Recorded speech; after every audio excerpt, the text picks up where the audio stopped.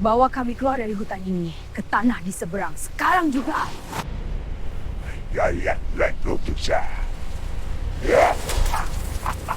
Buka pintu, atau aku akan buat kau merasai racun ini sampai ke tulang.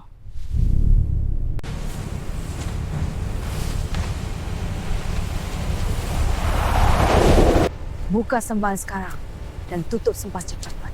Kalau lampak aku akan hancurkan kau. Baik, baik. Aku buka. Tapi ingat, Raja Kegel akan tahu. Tutup mulut dia lepas mana. Kau sangka suluh di sekelilingnya sampai kami semua masuk. Mawar, kau masuk dulu. Pastikan sebelah sana kau selamat.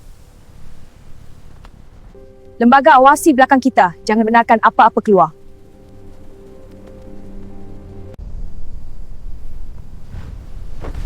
Selamat! Tiada musuh di sini. Cempaka, gerak.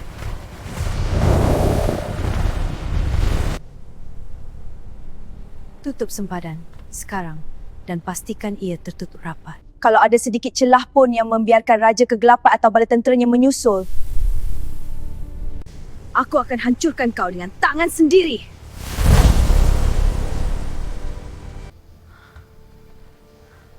Kita berjaya keluar buat masa ini. Terima kasih semua. Tapi kita tak boleh berhenti lama. Raja Kegelapan pasti sudah tahu kita melintasi sempadan. Kita mesti jauhkan diri dari sempadan ini secepat mungkin sebelum dia cari jalan lain untuk menyusul. Kau akan ikut kami.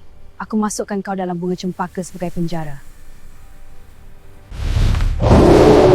Maju, kita cari tempat selamat untuk berehat sebentar, kemudian terus ke Gunung Banang.